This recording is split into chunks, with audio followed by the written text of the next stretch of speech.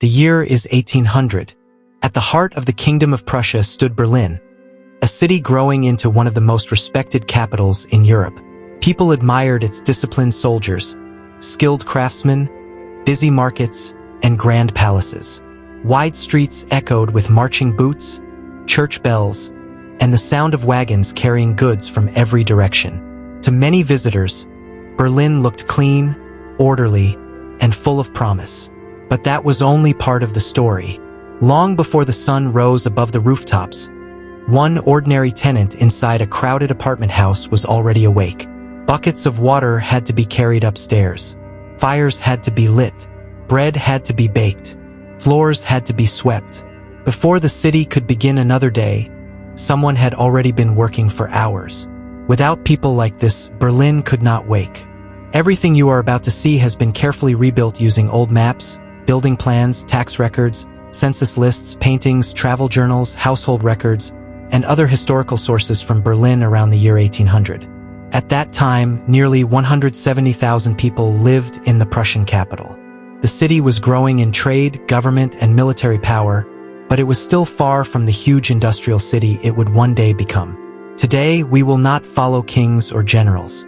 Instead, we will step inside one ordinary apartment building on a busy Berlin street. Within its walls live craftsmen, servants, widows, children, apprentices, workers, and a few wealthier families. Every floor tells a different story. By following one household from dawn until nightfall, we will discover how ordinary people truly lived. But beneath the appearance of order, another reality existed. Berlin was changing with every passing year.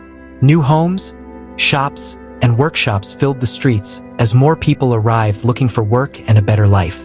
Government offices managed the growing kingdom, while soldiers marched in neat lines through the city, showing Prussia's famous discipline. Skilled craftsmen worked inside busy guild halls, making tools, furniture, cloth, and fine goods.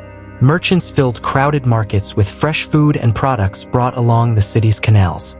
Strong stone churches stood beside royal buildings, while church bells rang across the rooftops to mark each hour.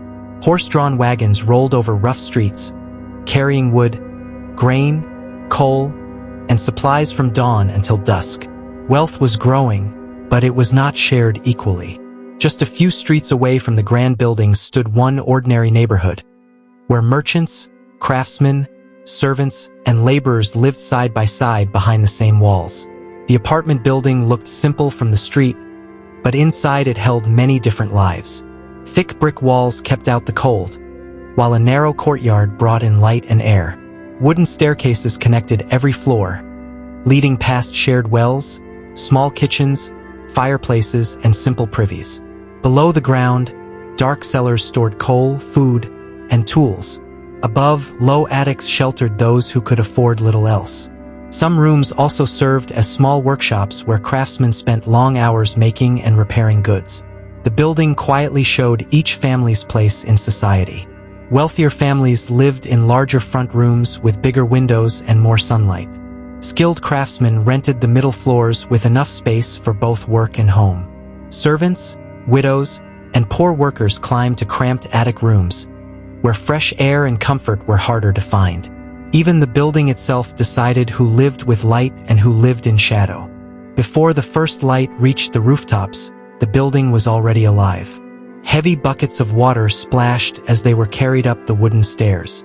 Fires crackled inside fireplaces, filling the rooms with the smell of smoke and burning wood. As evening settled over Berlin, daylight slowly gave way to the warm glow of candles. Families gathered around simple suppers of bread, soup, or potatoes before the day's work finally slowed. Worn clothes were carefully mended for another week of use, while quiet conversations filled the small rooms. One by one, tired children fell asleep beside fading fireplaces, and the last pieces of wood burned low.